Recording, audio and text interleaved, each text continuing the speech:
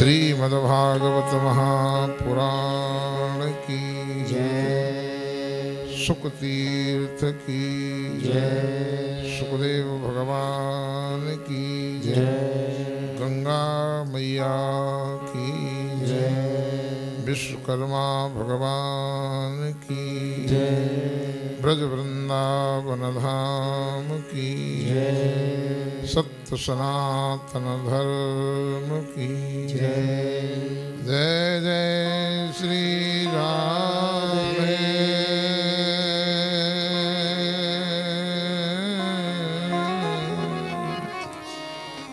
जय जय श्री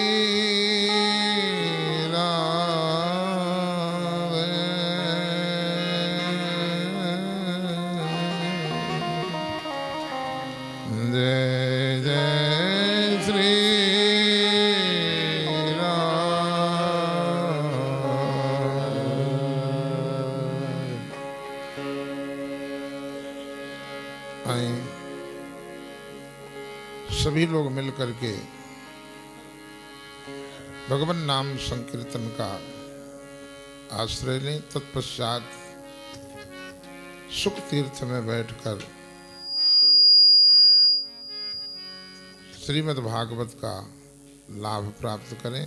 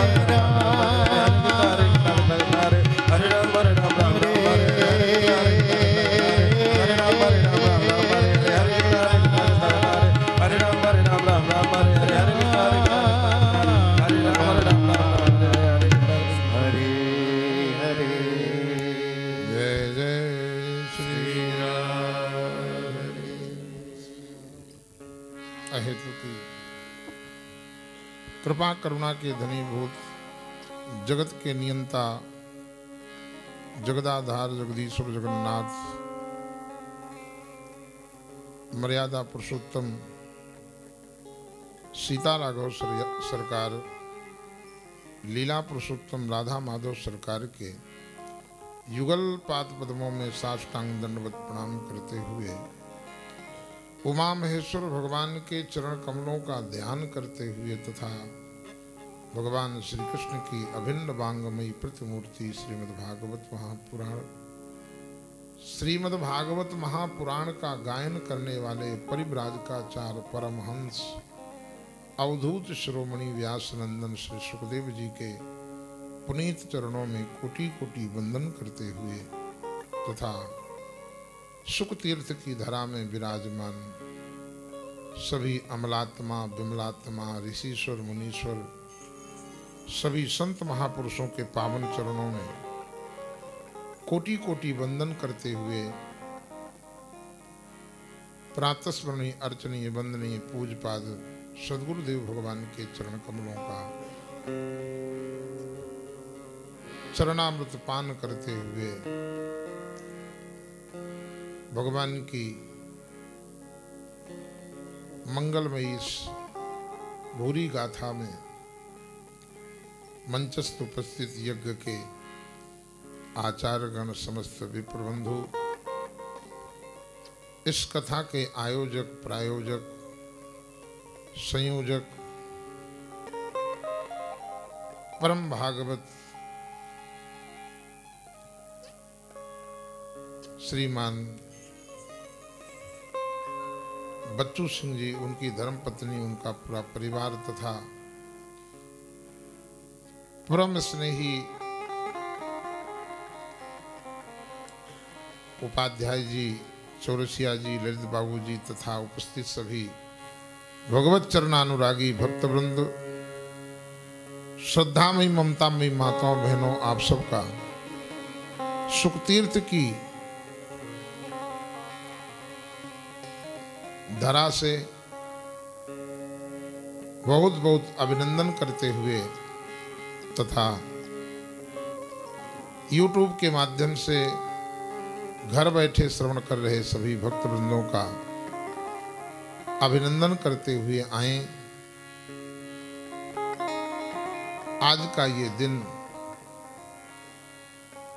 बड़ा पवित्र और बड़ा मंगल है, जिस दिन सुख तीर्थ में बैठकर भागवत की कथा श्रवण करने का और कहने का ये अलौकिक जो लाभ प्राप्त हो रहा है,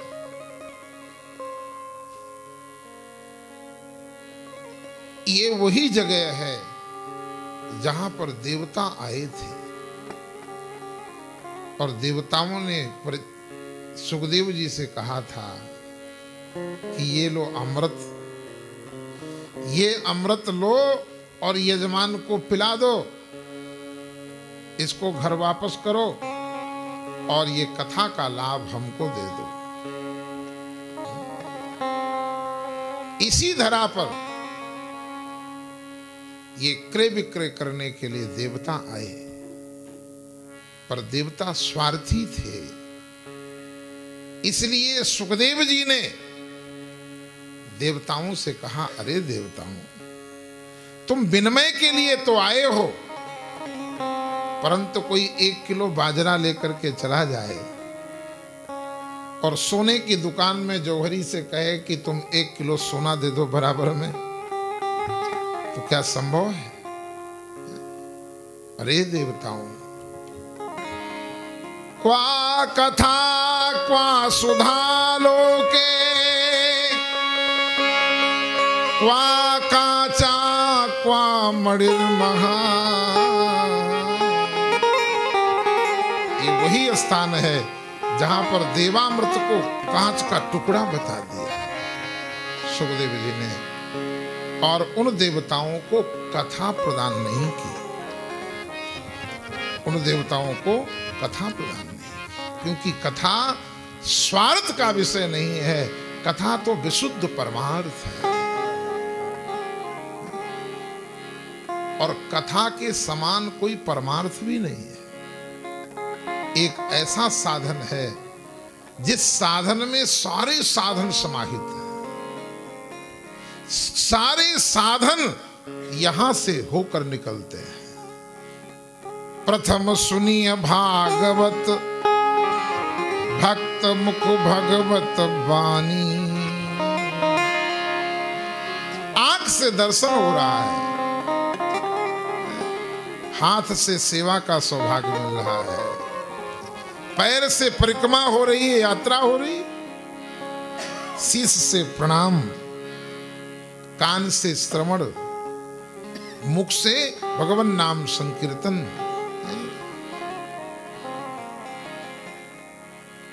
सवई मना कृष्ण पदारविंद।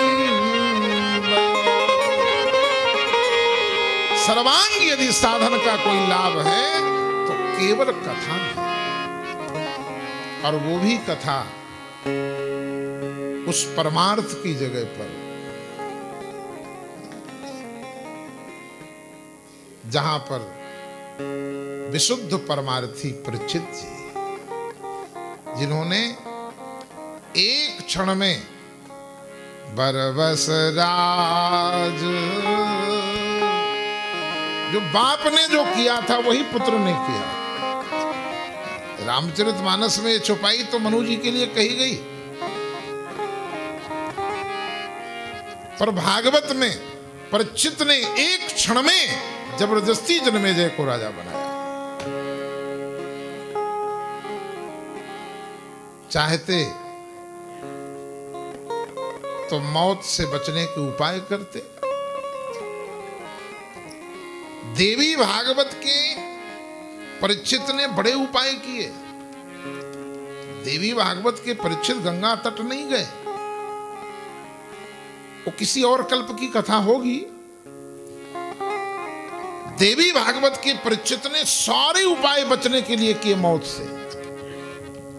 सारे दरवाजे बंद कर दिए, पूरी चौकसी राज्य में थी, परंतु फिर भी वो तक्षक पुष्प में छुप करके परीक्षित तक पहुंच जाता है। परंतु श्रीमद् भागवत महापुराण के जो द्वापर के सुखदेव जी हैं, परीक्षित हैं, उन्होंने मौत से बचने का उपाय नहीं किया। पूरे भारतवर्ष में तीर्थ हैं। भारतवर्ष तो देवलोक है, कण कण में पग पग में तीर्थ हैं, परंतु परीक्षित जी कहीं और नहीं गए, सीधे इसी जगह पर आए, क्योंकि इस जगह का जो पुण्य था उस समय सभी तीर्थों से ज्यादा था। क्योंकि ये वही जगह है जिस जगह के लिए श्रीमद् भागवत में सूत जी कह रहे हैं, गंगा द्वार समीपे तटमानंद दाय। ये वही स्थान है जो गंगा द्वार समीपे, हरिद्वार के पास में। यदि हरिद्वार में आनंद वन में ही कथा हुई होती तो समीप शब्द का प्रयोग नहीं किया जाता, क्योंकि वो पूरा हरिद्वार क्षेत्र है। तो गंगा द्वार समीप कह करके इस जगह को संकेत किया, और ये वही जगह है जिस जगह पर सनक सनंदन सनातन सनत कुमारों ने नारद जी की चिंता का निवारण किया था प्रथम बार भागवत सुना करके। नारद की चिंता क्या थी? भक्ति के दुख का निवारण, ज्ञान वैराग्य की पुष्टि। यानी ये वही स्थान है जिस स्थान पर ज्ञान वैराग्य की पुष्टि हुई थी भागवत।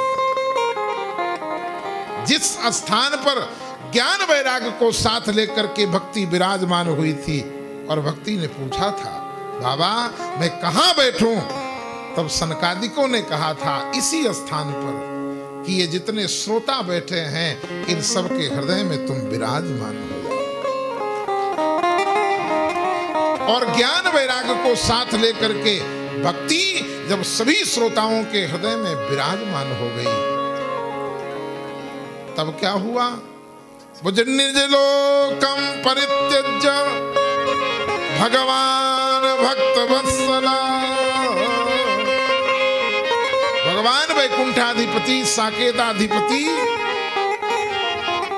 अपने लोक को छोड़कर, गोलोक को छोड़कर, साकेत को छोड़कर, वैकुंठ को छोड़ करके इसी स्थान पर पधारे।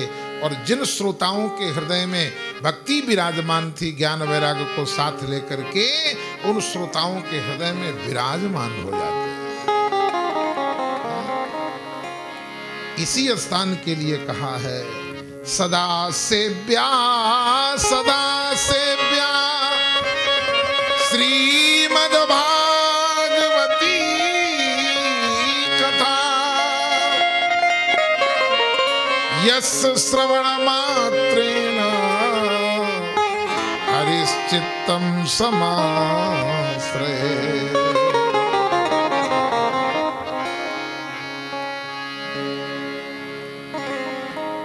ये वही स्थान है।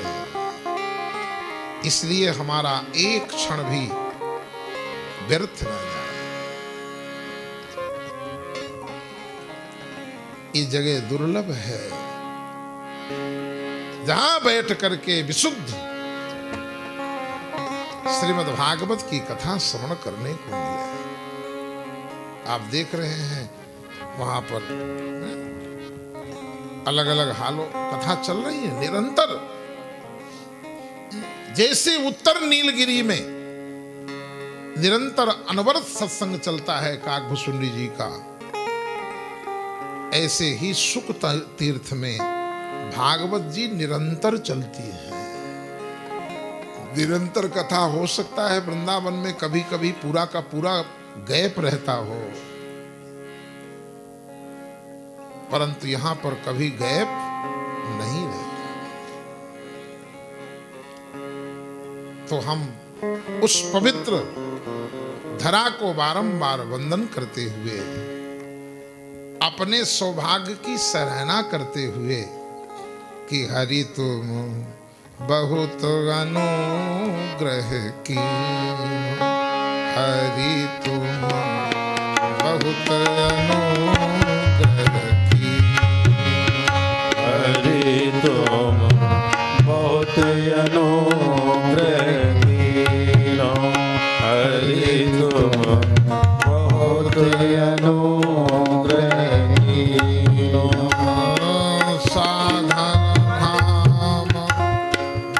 दुर्लभ साधन धाम, विबुध दुर्लभ तन, साधन धाम विबुध दुर्लभ तन, साधन धाम विबुध दुर्लभ तन। मोहि कृपा करी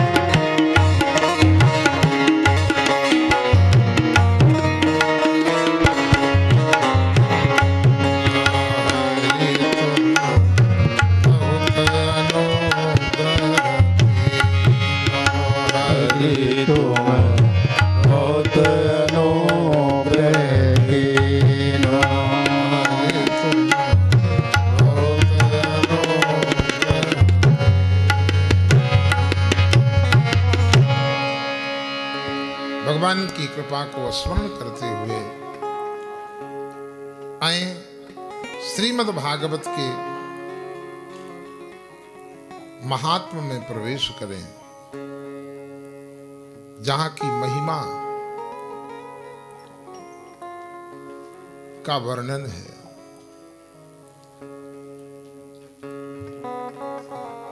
कथा की 3 विधा है, महिमा और गरिमा और मधुरिमा। महिमा नवीन श्रोताओं के लिए, विषयी लोगों के लिए है। जो कथा की जो गरिमा है वो साधक लोगों के लिए है,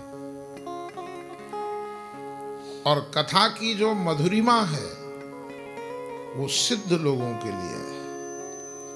और कथा एक ऐसा साधन है जहां तीनों विराजमान होते हैं। ध्यान में विषयी का प्रवेश नहीं है, ध्यान ही नहीं लगेगा। आंख बंद करेगा, जबरदस्ती खोल देगा, नहीं लगेगा।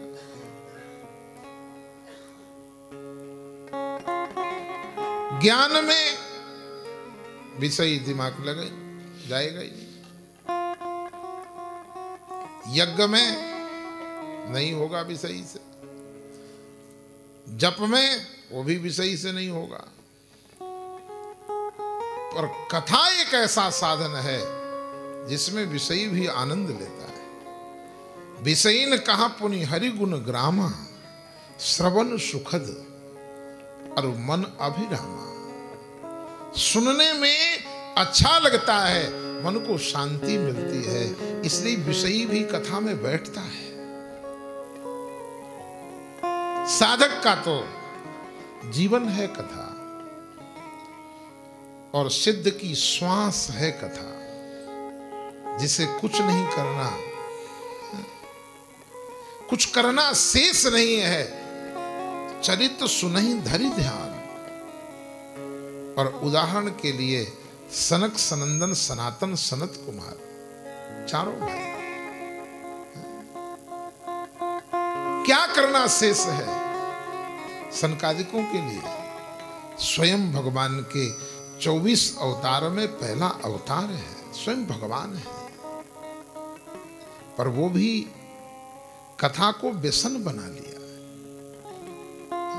सास है, यदि कथा नहीं मिलती तो 3 भाई में से एक भाई गद्दी में बैठ जाता है और 3 श्रोता बन जाते हैं और कथा सुनते हैं।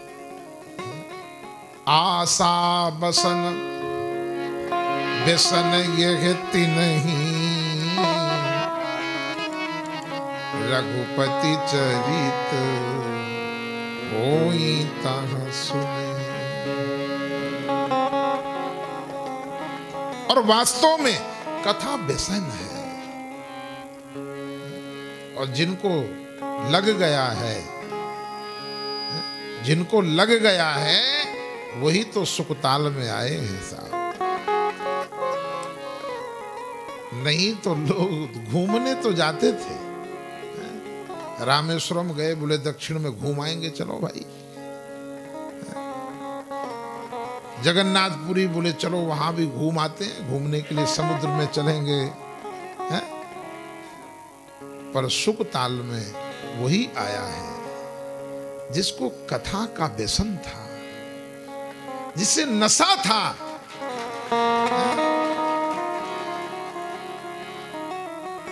क्योंकि यहां घूमने के लिए कुछ है ही नहीं, यहां तो सिर्फ गंगा जी के किनारे चले जाओ धार में और बरगद के पेड़ का दर्शन कर लो, फिर आके रोटी खा लो। न तो बाजार है, न तो मजार है, यहां तो केवल कथा है।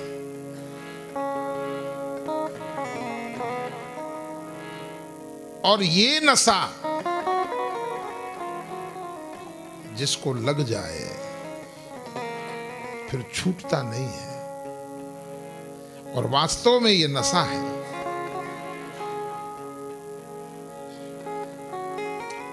3 दिसंबर से कथा थी चित्रकूट में, और वो कथा कैंसिल हो गई।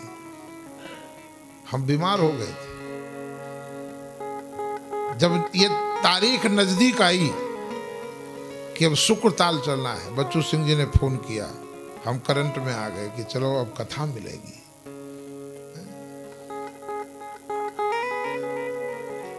कथा हमारा व्यसन हो जाए, और वास्तव में सच्चा व्यसन यही है। गांजा भांग अफीम सब उतर जात प्रभात, नाम खुमारी नानका ये चढ़ी रगत दिन रात।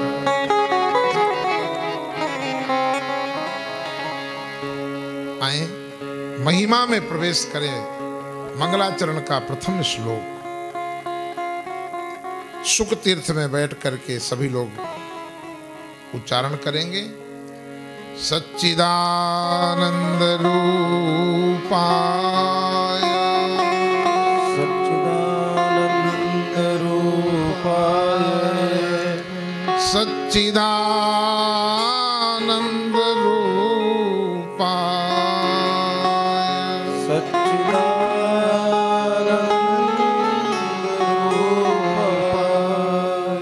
विश्वोत्पत्त्यादि हेतवे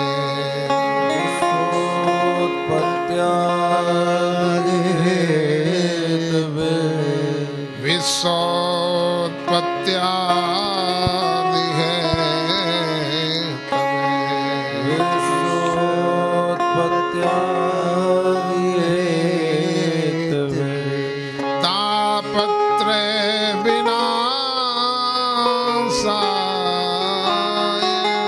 तापत्रय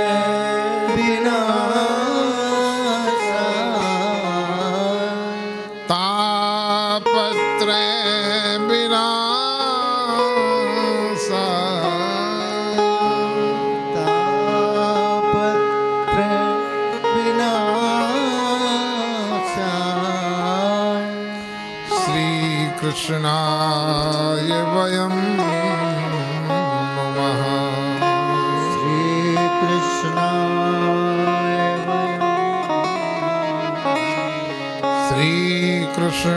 श्रीकृष्णाय वयं नमः।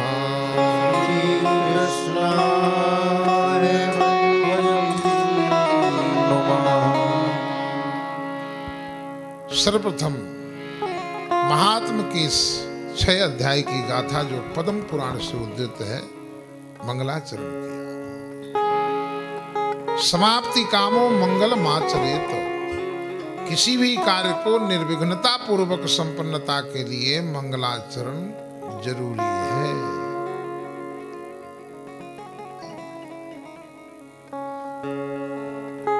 मंगलाचरण के क्रम में सर्वप्रथम ग्रंथ के नायक को स्मरण किया। कैसे हैं इस ग्रंथ के नायक? बोले सच्चिदानंद रूपा। जो नायक हैं उनका परिचय दे रहे हैं। पहला स्वरूप, दूसरा परिचय है कर्म, आप करते क्या हैं, और तीसरा परिचय है स्वभाव कैसा है। बोलते हैं ना, उनका व्यवहार कैसा, स्वभाव कैसा है। तीन ही उत्थान का कारण है और ये तीन ही पतन का कारण है। जब जीव अपने स्वरूप में लग जाता है, अपने कर्म का अभिमान करता है, अपने स्वभाव में रूढ़ हो जाता है, नहीं 40 साल हो गए अब कैसे होगा, मैं नहीं बदल सकता, 60 साल हो गए मैं बदल नहीं सकता, पतन का कारण बन जाता है। परंतु वही यदि भगवान के स्वरूप का स्मरण किया जाए, भगवान की लीलाओं का स्मरण किया जाए और भगवान के स्वभाव का स्मरण किया जाए तो यही उद्धार का कारण बन जाए। ये तीन ही मुक्ति का कारण है, भगवान का स्वरूप और भगवान की लीला और भगवान का स्वभाव। स्वरूप कैसा है? बोले सच्चिदानंद रूपा। सच्चित आनंद से निर्मित है। और हमारा जो स्वरूप है, चित जल पावक गगन समीरा, ये पंच रचित यह अधम शरीर, पंच रचित यह अधम शरीरा, पंच रचित यह अधम शरीरा, पंच रचित यह अधम शरीरा।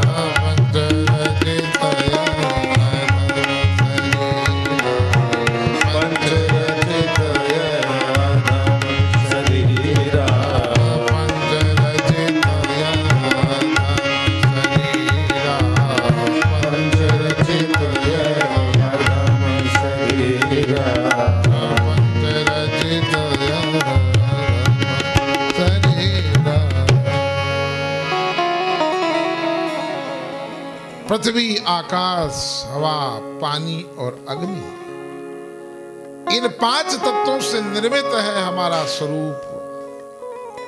ये पांचों प्रकृति है और प्रकृति कभी स्थिर नहीं रहती, इसलिए ये शरीर स्थिर नहीं है, ये क्षण क्षण में बदलता है। एक व्यक्ति यदि दिन में 10 बार मोबाइल से सेल्फी ले तो 10 बार की फोटो अलग अलग होगी।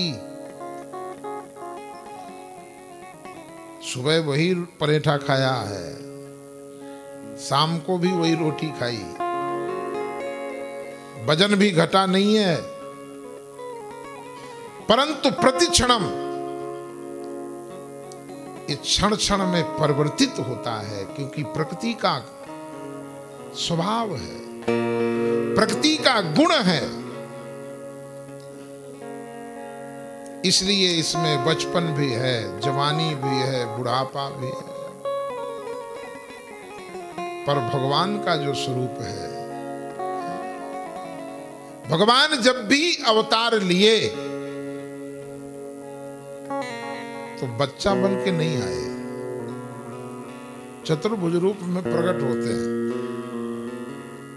फिर जब मैया कहती है कि जैसे सुलीला, आप शिशु लीला कीजिए, तो मैया के कहने पर, मैया का भाव रखने के लिए भगवान बालक बन जाते हैं, पर बालक है नहीं।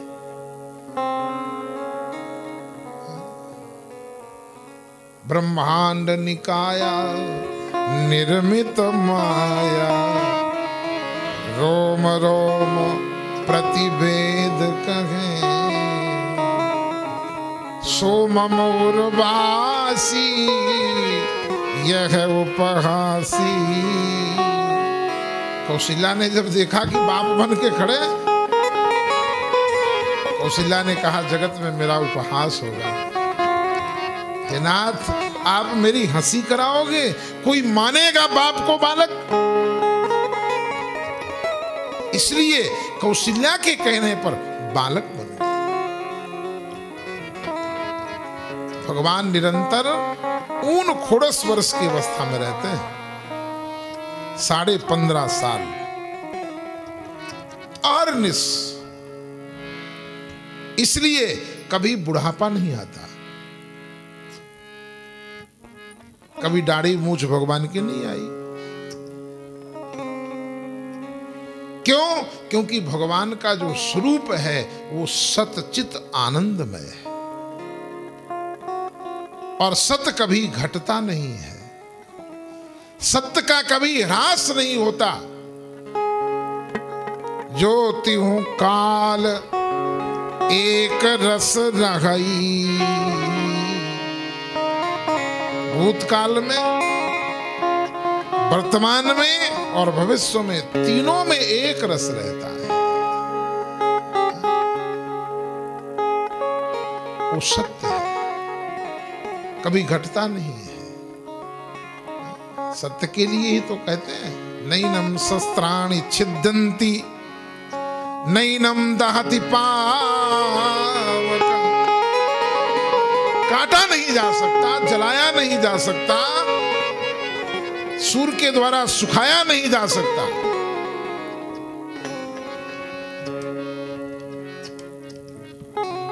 भगवान सत्य स्वरूप है, चित्त स्वरूप है और आनंद स्वरूप है, जिनकी सत्यता से ये झूठा संसार सत्य भाषित होता है। जब तक वो सत्य की चिप है ना, ईश्वर अंश जीव अविनाशी, जब तक वो चिप इसमें लगी है, ये चलता है, फिरता है, दौड़ता है, उड़ता है, रोता है, गाता है, सारे क्रिया करता है। पर जैसे उसका रिचार्ज खत्म हो जाता है, सिम अनवैलिड हो जाती है, वैसे इसका बोलना हंसना सब बंद हो जाता है। फिर लोग कहते झूठा है, जल्दी करो, बदबू आएगी, ले चलो, कौन इंतजार करेगा।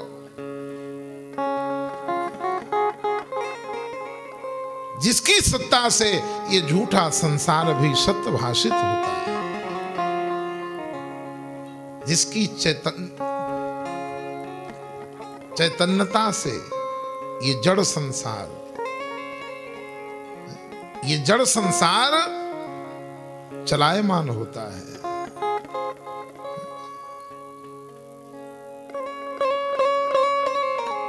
अब मिट्टी को कौन मिट्टी बोलेगी, पानी बोलेगा, पर उसकी चैतन्यता से इसमें वो जो चित्त वाली चिप है, सारा जगत, ये जड़ संसार चलता फिरता नजर आता है। वो आनंद स्वरूप है, जो आनंद सिंधु सुख राशि,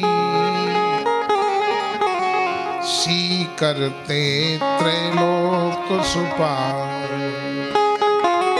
ये दुखालय संसार है, क्योंकि संसार में जब भी कोई आता है तो उसकी जो एंट्री होती है ना, गेट पास मिलता है संसार का, वो रोने से मिलता है। जब बच्चा रोता है तब संसार के लोग कहते अब मंगल होगा। भगवान आए तो भगवान को भी कौशल्या जी ने कहा शिशु तो बन गए, पर अब रोना पड़ेगा। यदि लीला करनी है, इस धरा में रहना है, तो यहां जो गेट पास बनता है वो रोने का बनता है। सारे जगत को रुलाने वाला परमात्मा, सुन बचन सुजाना रोदन ठाना, हुई बालक सुरभूपा। भगवान भी रोए, क्योंकि इस जगत में कोई ऐसा नहीं है जो पैदा हुआ हो और रोया ना हो। यहां रोना ही पड़ता है। संसार तो रुलाने के लिए तैयार खड़ा है। वो तो तुम्हारी हिम्मत है कि तुम 2-4 दिन किसी तरह से झेल जाते हो, रोना पड़ेगा। ये दुखालय संसार है, परंतु इसी दुखालय संसार में जहां रोना सबके लिए कॉमन है, परंतु इसी दुखालय संसार में जब आनंद सिंधु को जब हम स्मरण करते हैं तो सुकताल में बैठ के हंस रहे हैं। आज सूर्य भगवान का दर्शन नहीं हुआ, रास्ते में तो कल हुआ रहा होगा, सब खुश रहे होंगे, चलो बढ़िया धूप तो मिलेगी। सूर्य भगवान का दर्शन नहीं हुआ, परंतु उसकी याद में बैठे हैं, उसके लिए बैठे हैं,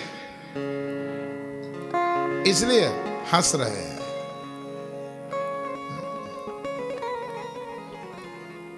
आनंद सिंधु को स्मरण करते ही दुखालय संसार में रहने वाला जीव भी आनंद का अनुभव करता है। बाकी तो इस जगत में आनंद कहीं नजर नहीं आएगा। प्रेम न बाड़ी उपजे, प्रेम न हाट विकार। ये तो केवल ये दरबार है, और जो इस दरबार में बैठ जाता है उस आनंद सिंधु के लिए बैठ जाता है, वो आनंद से भर जाता है। क्योंकि युग प्रभाव नहीं व्यापी सोई, राम सुकृपा बिलो कही जो। जब उसकी याद में दुखालय संसार में भी जीव रहते हुए सुख का अनुभव करता है। अरे मैं हूं आनंद, ये आनंद मेरा।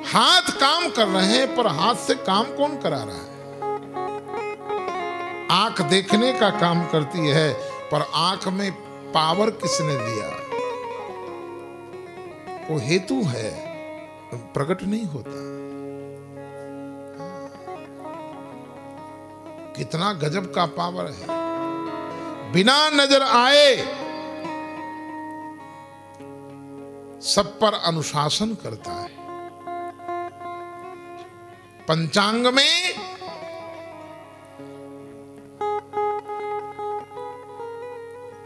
जितने बज करके जितने मिनट में सूर्योदय लिखा है, 6:05। तो सूर्य की मजाल नहीं है कि 6:04 में आ जाए या 6:06 में आए। 6:05 में चाहे जितना बादल हो, आभास करा देगा सूर्योदय हो गया। अंधे व्यक्ति को भी देखो, जिसे आंख से नजर नहीं आता, उसको भी आभास हो जाता है कि सूर्योदय निकल आया।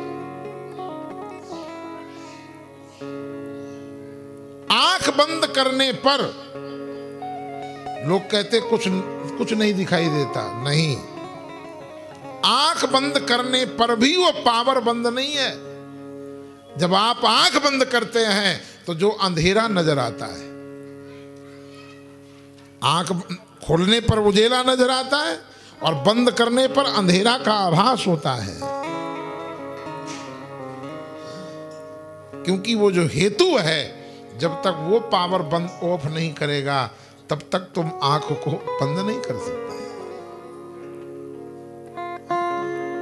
आंख बंद करने पर भी जो अंधेरे का आभास होता है, आप आंख बंद करिए, आपको लगेगा भी बल्ब जल रहा है।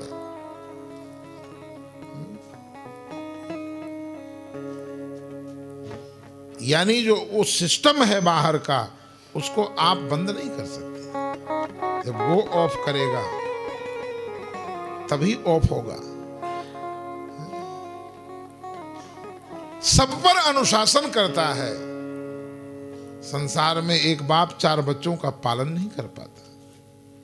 अब तो 4 छोड़ो, 1 का पालन नहीं कर पाता। सामने रह करके खिलाता है, पिलाता है, जीवन खपा देता है, उसके बाद भी बच्चे बात नहीं मानते। पर एक वो है, रोम रोम प्रति लागे कोटि कोटि ब्रह्मांड। एक एक रोमावली में, अब शरीर में 3.5 करोड़ रोमावली है, और एक एक रोमावली में करोड़ों करोड़ों ब्रह्मांड लगे हुए हैं, उम्र की पेड़ की तरह।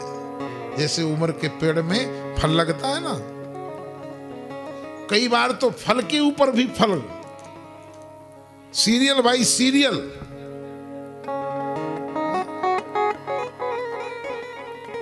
अब सोचो कितने ब्रह्मांड जिसकी रोमावली में विराजमान है, और प्रत्येक ब्रह्मांड में सृष्टि है। प्रत्येक ब्रह्मांड में सूर्य और चंद्रमा हैं। प्रत्येक ब्रह्मांड में ब्रह्मा विष्णु महेश हैं। प्रत्येक ब्रह्मांड में सारे देवता हैं। ऐसा थोड़ा है कि एक ब्रह्मांड का देवता आज छुट्टी है तो दूसरे ब्रह्मांड में ड्यूटी में चला गया। वही देवता अपनी ड्यूटी में हर एक ब्रह्मांड में विराजमान है, परंतु सब समय से काम करते हैं।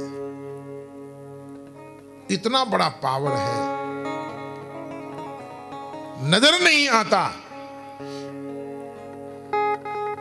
फिर भी सारे काम कर रहा है। लोग बोलते हैं ना, करते हो तुम कन्हैया, मेरा नाम हो रहा है।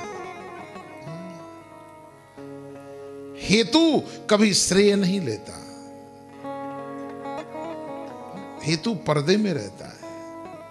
जैसे बड़े बड़े अधिकारी लोग वर्क करते हैं और माला कौन पहनता है? नेता।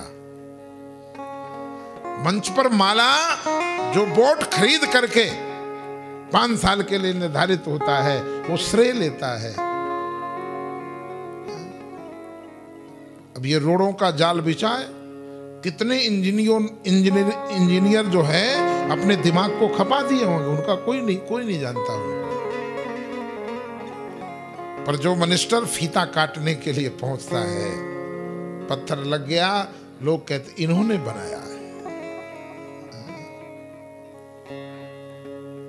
इस सृष्टि में जो हेतु है, जो डिजाइन करता है,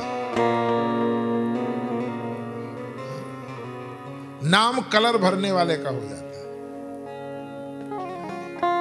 परंतु यदि नक्शा ही नहीं बनेगा तो मटेरियल वाला मटेरियल कहां डालेगा? निर्माण कैसे होगा? पर नक्शा वाला कहीं नजर नहीं आता। ऐसी ही सृष्टि के क्रम में भगवान हेतु है, उत्पत्ति, पालन और संहार, जिनकी इच्छा से होता है। जब कोई नहीं था तब भी वो है। तभी तो सृष्टि का सृजन हुआ, नाभि से कमल, कमल से ब्रह्मा। जब सब कोई है तब भी वो है, और जब कोई नहीं रहेगा तो बटस्स पत्रस्स पुटे शयानम बालम मुकुंदम मनसा स्मरामि, तब भी वो है, हेतु है। इतना बड़ा पावर है। विश्वोत्पत्त्यादि हेतवे, पर स्वभाव कैसा है? बोले तापत्रय विनाशाय, दैहिक, दैविक, भौतिक, इन तीनों तापों का विनाश करते हैं, ऐसा स्वभाव है। पर स्वभाव पास में रहने से पता चलता है। स्वभाव पास में रहने से पता चलता है। यानी जो भगवान की शरण में जाएगा, जो भगवान की शरणागति को स्वीकार करेगा, उसके तीनों तापों का विनाश होगा। कौन है वो? बोले श्री कृष्णाय, श्री राधा, श्री सीता, श्री लक्ष्मी, अकेले कृष्ण नहीं। श्री कृष्णाय वयम नुमः। वेद व्यास भगवान जो पुराणों के वेता हैं, पुराणों के रचयिता हैं, क्योंकि साधु का कोई भी काम अपने लिए नहीं होता। साधु का सारा जीवन परमार्थ के लिए होता है। इसलिए हम सबको साथ में लेकर के, और वेद व्यास भगवान कहते वयम नुमः, हम सब उनके चरणों में प्रणाम करते हैं। किनके चरणों में? बोले सच्चिदानंद रूपाय, जिनका स्वरूप सच्चित आनंदमय है। विश्वोत्पत्त्यादि हेतवे, जो विश्व की उत्पत्ति और पालन के हेतु हैं। तापत्रय विनाशाय, दैहिक, दैविक, भौतिक, तीनों तापों का जो विनाश करते हैं, उन भगवान के चरणों में हम सब प्रणाम करते हैं। मंगलाचरण के क्रम में नायक को स्मरण करते हुए ग्रंथ के जो गायक हैं, बोलिए सुखदेव भगवान की जय।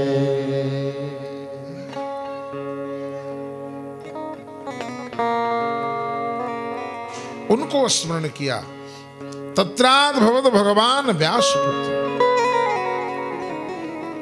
जिनको भगवान कह करके सूत जी संबोधित करते हैं। यम प्रव्रजंत मनपैतमुपैत कृत्यम, जन्म लेते ही जिनका कोई भी संस्कार नहीं हुआ, अपैत कृत्यम, नालो छेदन भी नहीं हुआ, नाल को भी गले में डाल करके और जंगल की ओर चले गए। जिनकी मोह में वेद व्यास जैसे महापुरुष जो भगवान के 24 अवतारों में अवतार हैं। व्यास 24 अवतारों में अवतार हैं साहब। और वो वेद व्यास पुत्रेति तन्मयतया, पुत्र का मोह इतना खतरनाक होता है, वेद व्यास जैसा परम ज्ञानी भी पीछे पीछे भाग पड़ा। कैसे भागे? बोले विरह कातर आजुहाव, विरह में आतुर नहीं हुए, कातर हो गए। और मोह की जो पराकाष्ठा है, जो पकड़ है,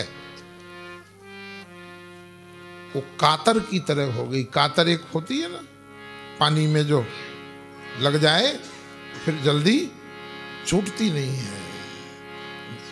डॉक्टर को तो नस खोजना पड़ता है ब्लड लेने के लिए, पर उसको अपने आप पता होता है कहां पर नस है, वहीं लग जाएगी, सारा खून चूस लेती है। ये मोह कातर की तरह है।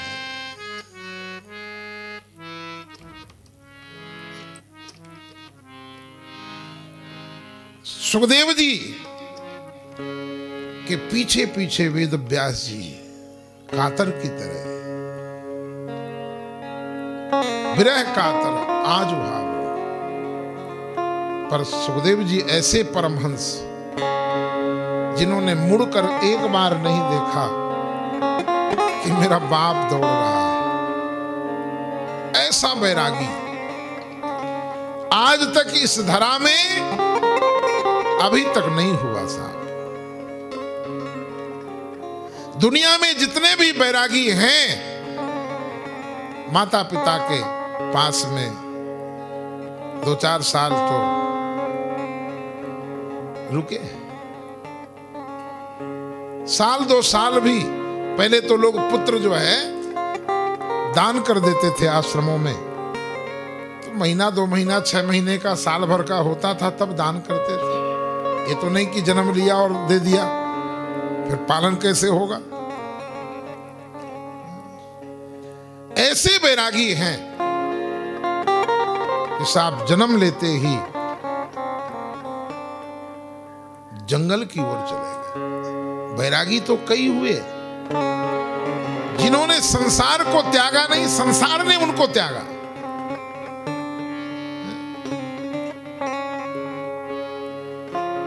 और संसार के त्यागने के बाद भी उनका लालन पालन संसार में हुआ। माँ ने जन्म लेते ही छोड़ दिया। ऐसे कई महापुरुष हैं। स्वामी कबीरदास जी प्रयाग की धरा में, स्वामी रामानंदाचार्य भगवान का प्रादुर्भाव हुआ। वो काशी में साधना कर रहे थे। ब्राह्मण देवता नित्य तुलसी पुष्प की सेवा स्वामी जी के सुबह सुबह पूजा के लिए ले जाते थे। वो ब्राह्मण देवता को कहीं जाना पड़ा। उसने अपनी युवान बेटी से कहा, बेटी स्वामी जी के लिए फूल तुम पहुंचा देना।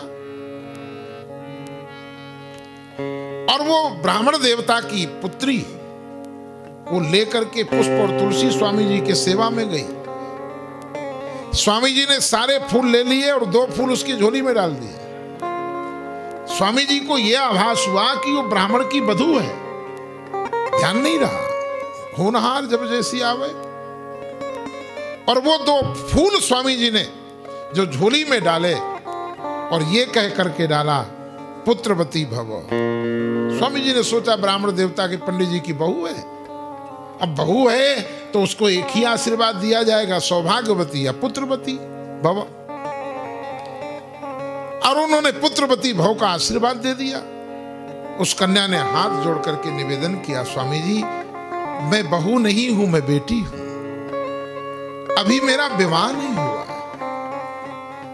और आपने पुत्रवती का आशीर्वाद दे दिया।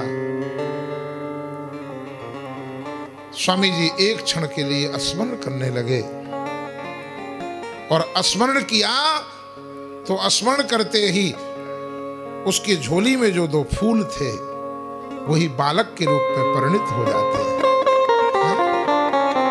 वही बालक के रूप में परिणित हो जाते हैं। वो कन्या लोक लज्जा से बचने के लिए लहर तारा नामक तालाब पर पुरैन के कमल के पत्तों के समीप रख करके अपना घर चली जाती है। नीरू नीमा नाम के जो दुल्हे वॉकिंग कर रहे थे सुबह, और उन्होंने उस महापुरुष का लालन पालन किया।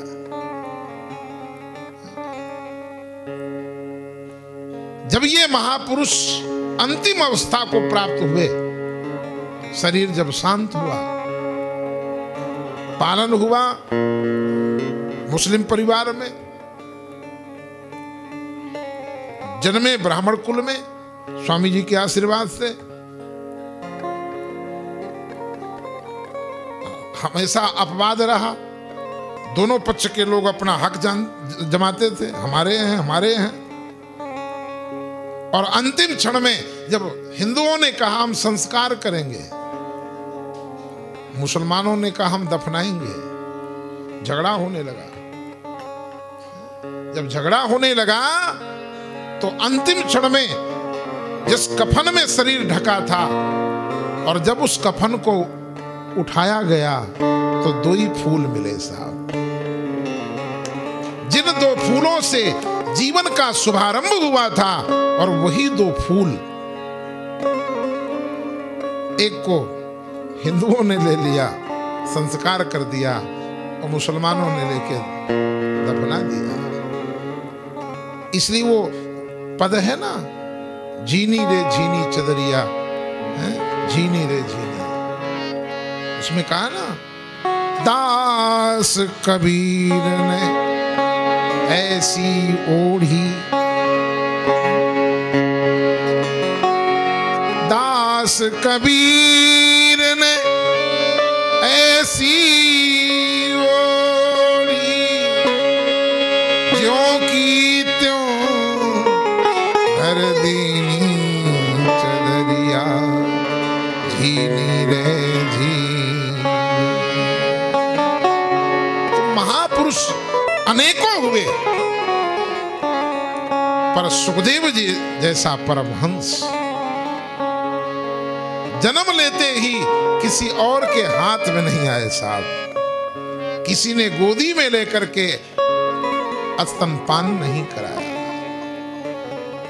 जिन्होंने संसार को स्पर्श नहीं किया। जो जीव की पुनरावृत्ति होती है ना, 84 लाख में जो पुनरावृत्ति होती है, जन्म लेते ही दूध पीने लगता, आदत पड़ी हुई है, संसार से स्पर्श हो जाता है, और स्पर्श होते फिर वो संसार से मुक्त नहीं हो पाता। पर सुखदेव जी ऐसे वैरागी हैं जिन्होंने जन्म लेते ही संसार का स्पर्श नहीं किया, क्योंकि बचपन में जिन जिन हाथों का स्पर्श उस बालक को हो जाता है, उस बालक में वैसे संस्कार आते हैं।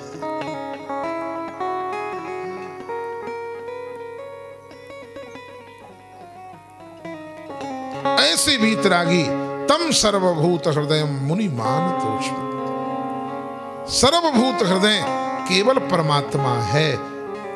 इससे सिद्ध होता है कि अपनी लीला का गान करने के लिए, कलयुगी प्राणियों का कल्याण करने के लिए स्वयं भगवान ही सुखदेव जी के रूप में अवतरित हुए। बोलिए सुखदेव भगवान की नैमिषे सूतमासी न अभिवाद्य महामतिम कथामृत रसस्वाद कुशला सौनको ब्रवी।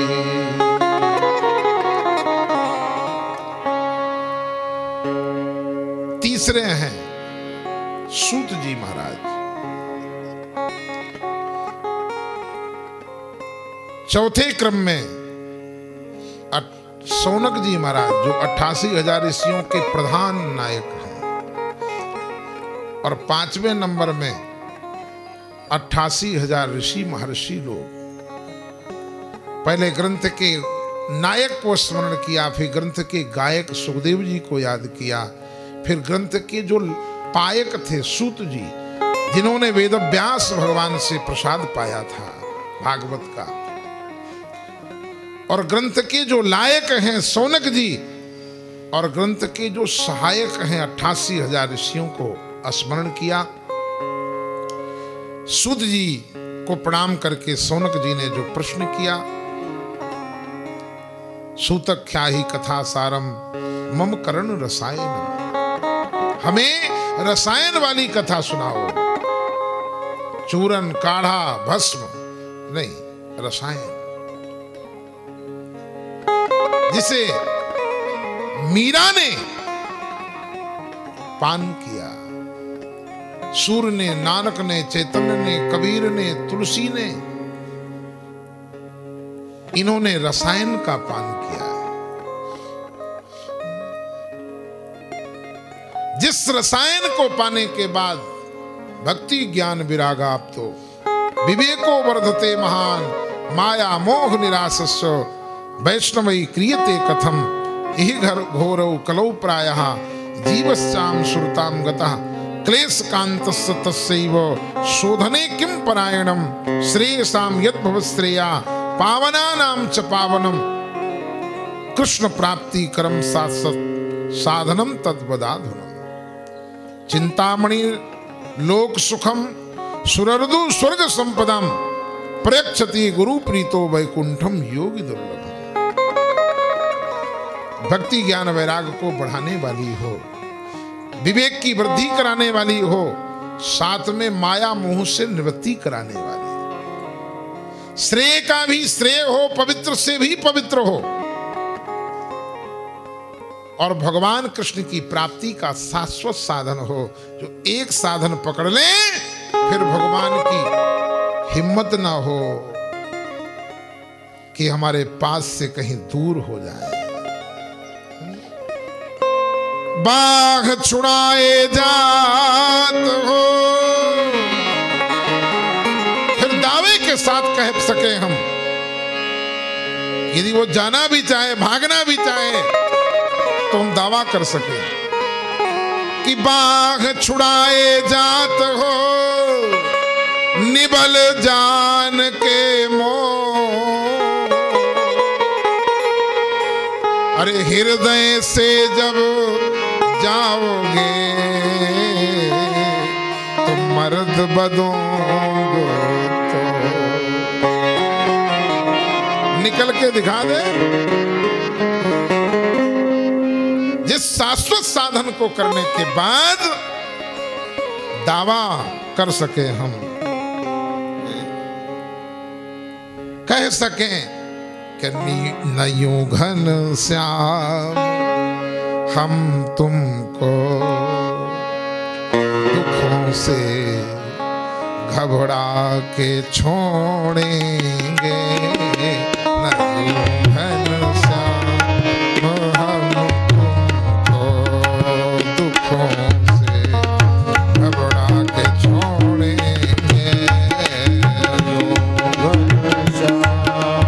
हम दुखों से के छोड़ेंगे। नयूं घन श्याम हम तुमको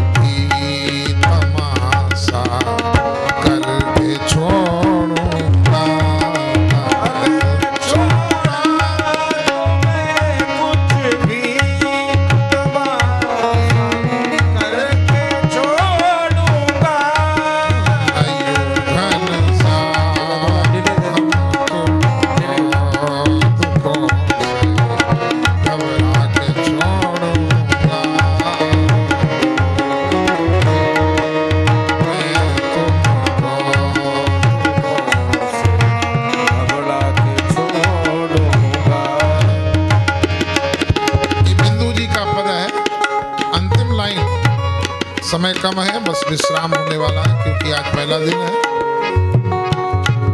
अंतिम लाइन बड़े ध्यान से सुने।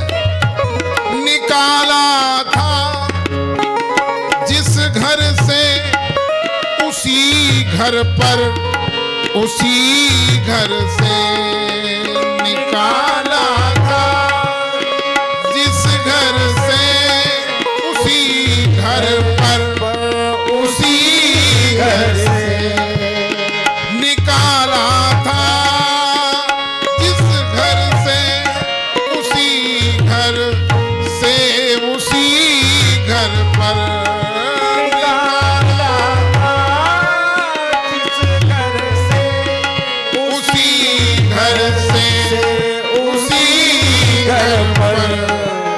अगर द्रग बिंदु जिंदा है, अगर द्रग बिंदु जिंदा है, तो कब्जा करके छोड़ूंगा।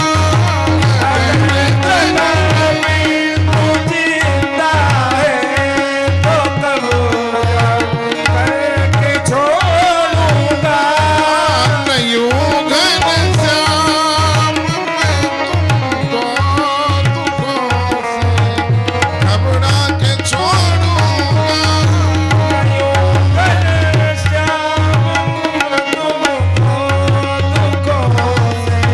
घबरा के छोड़ूंगा। अगर छोड़ा तो हम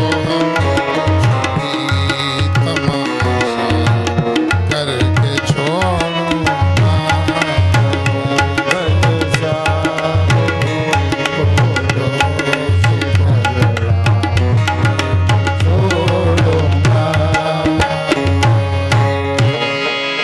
भगवान के प्राप्ति का 700 साधन भूतल की चिंतामणि और कल्प वृक्ष।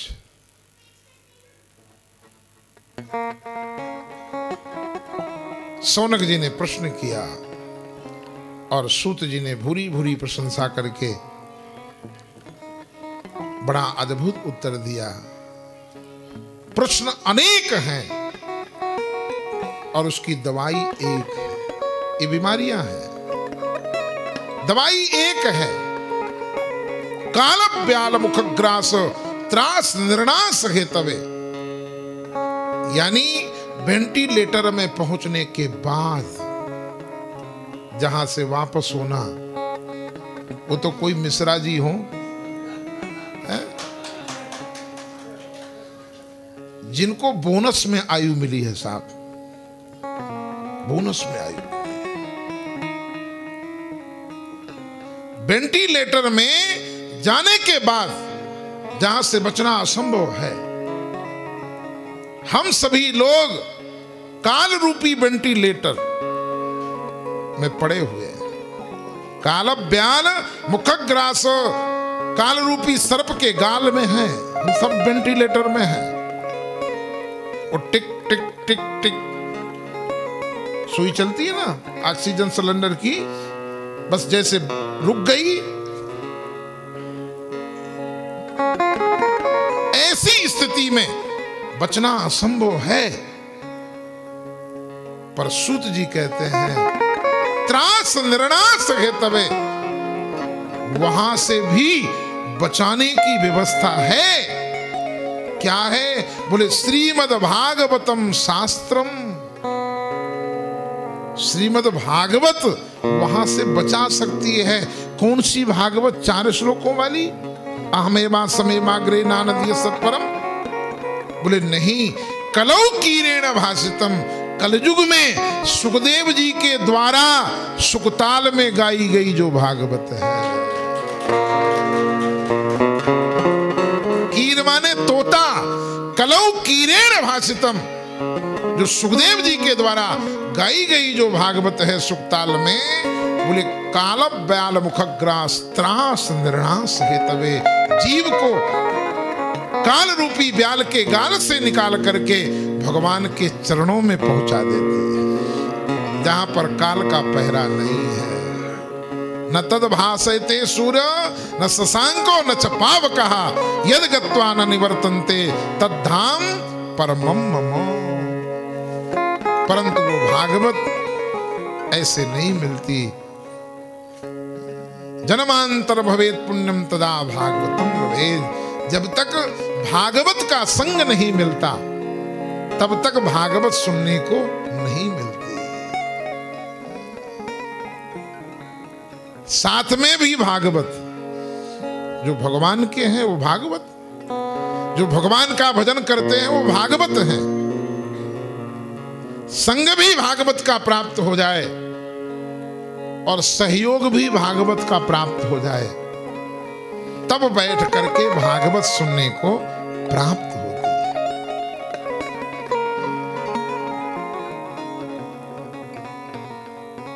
और वही भागवत की कथा बट वृक्ष के नीचे सुखदेव जी ने परीक्षित जी को सुनाई। देवता आए, अमृत लेकर वापस कर दिया और परीक्षित की मृत्यु हुई, मोक्ष हुआ। विमान जब भुआ महा जना तपासत, ब्रह्मलोक का भेदन करके जाने लगा तो ब्रह्मा के चारों खोपड़ी घूम गई। ये कैसे? सर्प के दंशन से अकाल मृत्यु होती है। रोड में कोई मर जाए, पानी में डूब जाए, आग में जल जाए, पंखे से लटक जाए, ट्रेन में आ जाए, एक्सीडेंट से चला जाए, ये अकाल मृत्यु है। और अकाल मृत्यु वाले की सदगति संभव नहीं है, पर ये वो स्थान है शुक्रताल जहां अकाल मृत्यु वाले को भी मुक्ति मिलती है। अकाल मृत्यु वाले को भी मुक्ति की प्राप्ति होती है। ब्रह्मा जी ने ब्रह्मलोक में तराजू मंगाया, भागवत को परखना चाहा। सारे साधन एक पलरे में, भागवत के फल को एक पलरे में जैसे उठाया, भागवत जी नीचे रह गई, सारे साधन हल्के पड़ गए साहब।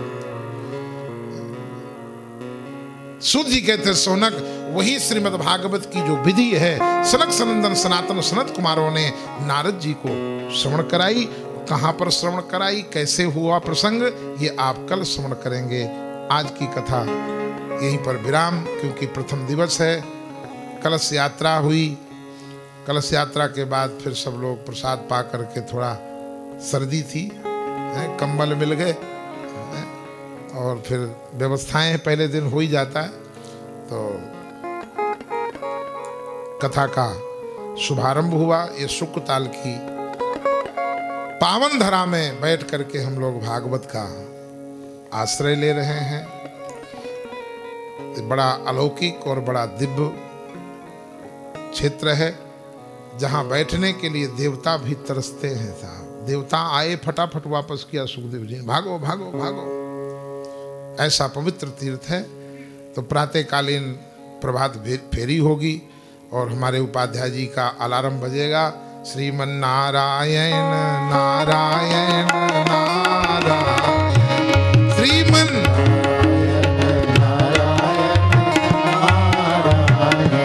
श्रीमन नारायण नारायण नारायण, श्रीमन नारायण नारायण नारायण, श्रीमन नारायण नारायण नारायण, श्रीमन नारायण नारायण नारायण, श्रीमन नारायण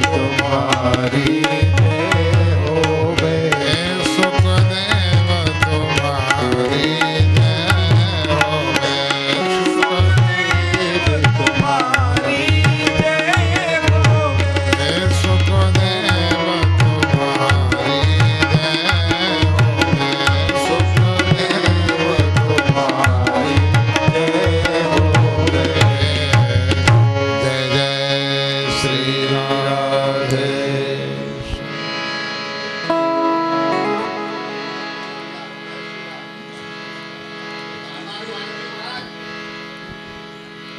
सभी लोग आरती के लिए बोल वृंदावन बिहारी लाल की। धन्य धन्य में धन्यते यद्यपि सब विधि निज जन जाने राम मोहि संत समागम दी संत समागम दी। देखो अब तक जो हो गया वो हो गया, लेकिन अब आगे गलती नहीं होगी। अब नो नसानी अब न सही हो, अब लो नसानी अब न सही हो। राम कृपा भव निशासिरानी, राम कृपा भव निशासिरानी। जागत फिर न डसइयो अब लो नसानी। कल सुनाएंगे अब, ठीक है हमारा बहुत। बोल वृंदावन बिहारी लाल की, बोल परीक्षित जी महाराज की जय, शुक्रताल महाराज की, बोल गंगा मैया की। जोरदार ताली। जय श्री राधे। आप सभी लोगों ने बहुत ही सुंदर कथा श्रवण की। आइए सभी लोग अपने अपने स्थान पर खड़े होकर सुंदर आरती का दर्शन करें और सभी लोग प्रसाद लेते हुए अपने अपने कार्यों में निवृत्त करें। और कल कथा का टाइम 1 बजे से रहेगा, हरि इच्छा तक। कितने बजे तक रहेगा इसकी कोई गारंटी नहीं, हरि इच्छा तक, क्योंकि हरि अनंत हरि कथा अनंता। इसलिए 1 बजे से सभी लोग अपने अपने कार्यों से निवृत्त होकर तैयार रहें श्रीमद् भागवत कथा को श्रवण करने के लिए। और इस YouTube के माध्यम से जो घर बैठे तीर्थ का आनंद लेना चाहें तो आप लोग अपने घर में कॉल करके बता सकते हैं। चैनल का नाम श्री अमृत कथा, YouTube चैनल का नाम है श्री अमृत कथा। आप सभी लोग कॉल करके बता सकते हैं कि चैनल को सब्सक्राइब करें और घर बैठे सुखताल तीर्थ का श्रीमद् भागवत महापुराण का श्रवण करके आनंद लें। जय श्री राधे, जय श्री श्याम। श्री भागवत भगवान की है आरती, पापियों को पाप भागवत भगवान की है आरती, पापियों को पाप से है तारती।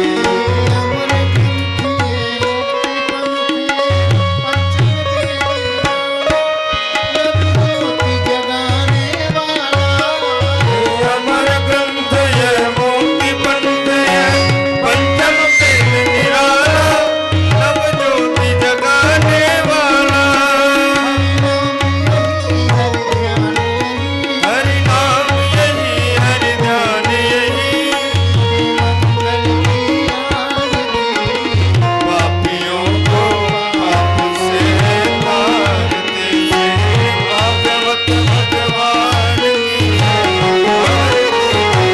पापियों को पाप से तारते।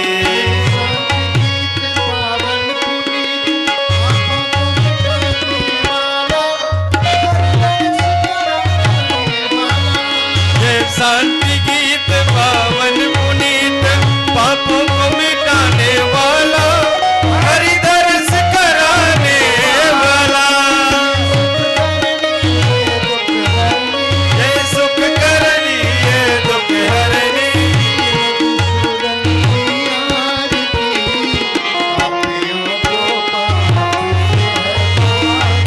श्री भागवत भगवान की है भारती।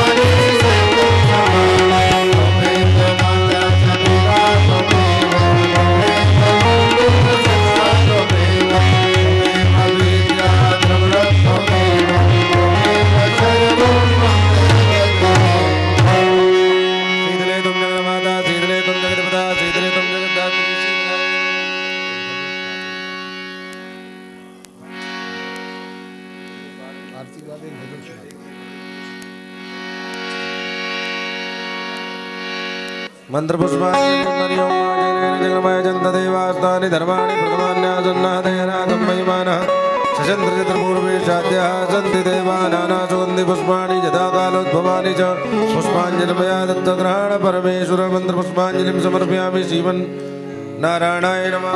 पुराण पुरुषोत्तमाय नमः। पुरुषोत्तमाय नमः। बाबा की बिहारी लाल